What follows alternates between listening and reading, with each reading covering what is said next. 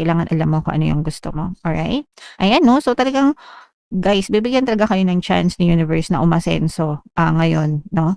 So ibigay mo ng lahat ng puwede mong ibigay, i-boost mo na lahat ng energy mo para sa pag-unlad at pag-asenso mo kasi yun talaga yung ano sa'yo guys. Talagang makakakita kayo ng greener pasture 'no guys, 'pag sinabing greener pasture mas 'no, mas asensado, mas maunlad, mas magandang buhay para sa inyo. So samantalahin niyo ito guys, 'wag niyong sayangin, mga kapiksi, okey?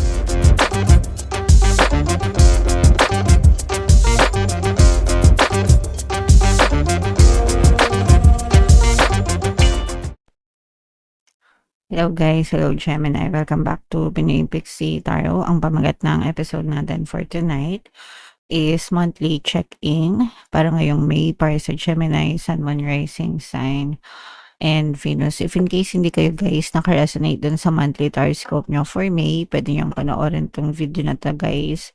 Baka nandito yung energy nyo. So unahin natin tong deck na to. Ito yung mga angel messages para sa inyo mga kapiksi. So yung first message natin guys, ito yung pagbabago, no, regeneration mga kapiksi. Ibig sabihin kailangan may mawala, no, or may mawawala sa buhay nyo para magkaroon ng space sa mga bagay, tao, sitwasyon na deserve nyo sa buhay nyo. So kagaya nitong puno na to mga kapiksi, di ba? So yung puno, syempre may mga dahon yan. Guys, so, kapag panahon ng taglagas or autumn, 'di ba, nawawala itong mga dahon na 'to or nalalagas yung mga dahon para magkaroon ulit or umusbong ulit yung mga bagong dahon sa kanya as part ng kanyang, transformation, mga kapiksi. So, gano'n din sa buhay natin, guys. Ibig sabihin, for some of us, puwedeng may mawala, may matanggal sa buhay natin. Especially mga negative guys, negative na tao, bagay, sitwasyon na hindi natin deserve na hindi deserve mag-occupy ng space sa buhay natin or hindi natin deserve na pag-aksayahan ng energy natin, no? Huwag niyong aksayahin guys yung mga energy niyo sa mga walang kakuwenta-kuwentang tao, bagay, sitwasyon, mga kapiksi, okay? And then bigyan niyo ng space sa buhay niyo yung mga tao, bagay, deserve niyo, mga tao, bagay, sitwasyon na deserve niyo mga kapiksi, okay? So ganyan yung maaari niyong ma-experience guys. Another message for you, Gemini. Happy, happy guys, no? Ikaw ang susi sa kaligayahan mo. Ikaw ang susi sa happiness mo. Mga kapiksi, kung saan nakafocus yung attention nyo, yun din yung ma-experience nyo sa buhay nyo. So, mag-focus kayo palagi sa mga magaganda and masasayang bagay, no, sa buhay nyo para nandun din palagi yung energy nyo. What makes you happy, mga kapiksi, no? Comment down below, saan ka masaya? Anong nagpapasaya sa'yo, 'di ba? Pamilya, magandang buhay, masaganang buhay, 'di ba? Doon niyo i-focus yung energy nyo. Huwag niyong i-focus yung energy nyo sa mga ex nyo na nagpaiyak sa inyo. Eh, ba talaga malulungkot kayo? Hindi lang kayo malungkot, mabisit pa kayo guys, 'di ba? So, i-focus niyo dun sa mga magagandang nagaganap sa inyo, mga kapiksi, para talagang maging masaya kayo. Kaya nga sinasabi nila, happiness is a choice. Choice 'yon, depende kung saan mo, inaaksaya yung energy mo, yung attention mo, okay? Alright. And another message guys, ito may mga, katanungan kayo 'no, sa isip niyo mga kapiksi. You're probably looking for answers as to why things are happening sa inyo. And okay lang yan guys. Minsan talaga nalilito tayo sa buhay natin. Pwedeng makita nyo yung mga sagot, pwede rin namang hindi. Okay lang yan guys, no? Pero may mga panahon talaga na mapapaisip tayo. And that's fine. Okay, so yan ang mga message sa inyo, Gemini. Ito, i-main nyo na tong happiness na to, itong mga pagbabago na to, mga kapiksi. So, shuffle natin to, Gemini. Hanapin natin yung energy nyo. So, habang sinushuffle ko to, mga kapiksi, panoorin nyo muna yung video natin regarding sa ating paano mag-manifest ng abundance video course. Kapiksi, sawa ka na ba sa mga struggles at hirap sa buhay mo? Masipag ka ba at masikap sa buhay ngunit hindi ka pa rin umaasenso? Ilang beses ka na bang nag-attempt magnegosyo at mag-invest pero palagi ka pa rin nalulugi? Sa pagkakataon na ito ay maaaring may subconscious beliefs ka na nagiging balakid sa iyong pag-unlad at pagyaman. Introducing, paano mag-manifest ng abundance video course. Dito ay matututunan mong ma-overcome ang mga balakid mo para tuluyan ka ng umunlad, umasenso, sumagana, maging matagumpay, successful at maswerte sa iyong kabuhayan, pera, trabaho, negosyo sa lapi at kaperahan ng bonggang-bongga. Dali, mag-send na ng email sa pinoypixie@gmail.com at simulan na ang iyong pagyaman ngayon. Alright, so sa lahat na gusto mag-avail ng course guys, meron tayong paano mag-manifest ng abundance video course, paano mawala ang third party at magkaroon ng harmonious na relationship, paano pabalikin si ex reverse breakup. Sa mga interesado guys, mag-send lang kayo ng email sa pinoypixie@gmail.com. And sa mga naghanap ng pampaswerte guys, meron tayong money shaker jar. Wala na yung sample ko, mga kapiksi, no? Pero yeah, napaka-effective, napaka-powerful na pampaswerte mga kapiksi. At saka ito, so sa lahat ng interesado, ito yung WhatsApp number ko. Chat ka lang ako dyan guys. So, Gemini, kaya in-represent ng Queen of Swords ko, ano lang yung mag-resonate sa inyo guys, take that message. So, eto mga kapiksi, no, you are going to some place na mas maganda, something na deserve nyo. Greener pasture, eto mga kapiksi. Yung iba sa inyo guys, literal na naghahanap kayo ng trabaho, ng mas magandang trabaho, mas magandang negosyo, mas magandang pagkakakitaan. So, naghahanap kayo ng mga ganong klaseng opportunities right now. Ibig sabihin, may chance na nag-iisip kayo na lumipat, mag-iba ng direction sa buhay nyo. And okay lang yan guys, because wala namang permanenteng tao, bagay, sitwasyon sa mundo, no? Kapag nagbago yung trip natin sa buhay, di ba? So, yan. And may mga plano kayo guys, and this time gusto nyo nang mag-take action para sa mga plano nyo, kasi tama naman yun dahil aanhin natin yung plano kung walang kilos, no? So ang pagkakaiba ng mga taong nagtatagumpay sa mga taong nakakaalam ay nasa pagkilos, no? So kilos-kilos talaga ang kailangan natin, Gemini. So, these are brand new beginnings. Sabi ko nga sa inyo guys, no, naghahanap kayo ng mga bagong malilipatan, nag-explore kayo. So, ito yung pakikipagsapalaran guys. Parang ready ka na ulit na makipagsapalaran. For some of you guys, maaring may chance din kayo na lumabas ng inyong comfort zone.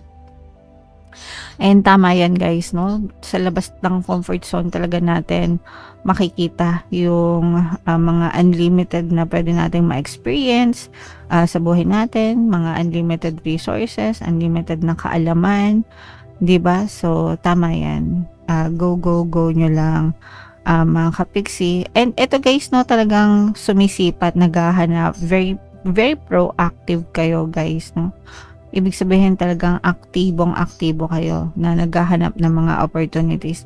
And kapag naghahanap kayo guys, dadating talaga yan, no? Kasi yung mga opportunities, dumadating yon sa mga taong naghahanap, hindi sa mga taong tamad, no? Sa mga taong naghahanap guys, no? So asahan nyo na may mga dadating talaga na mga opportunities sa inyo kapag hinahanap nyo, mga kapiksi.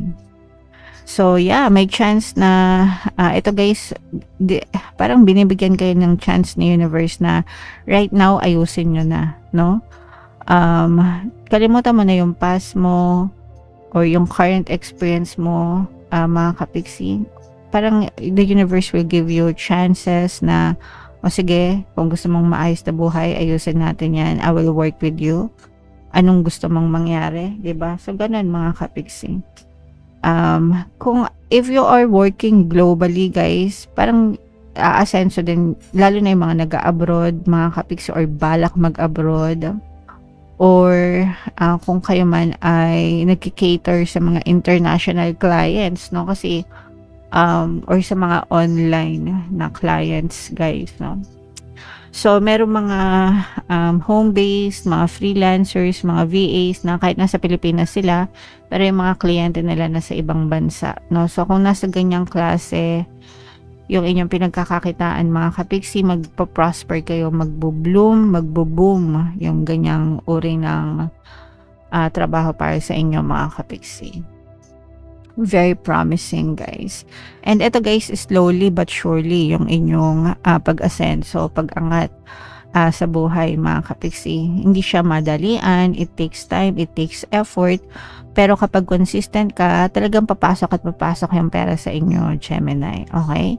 So, napakagandang mensahe nito para sa inyo, guys. And you have to make up your mind. Kailangan alam mo yung decision mo, no? Kasi kapag indecisive ka, pag sinabing indecisive, hindi makapag-desisyon, so doon na nai-stuck, guys, kapag indecisive, no?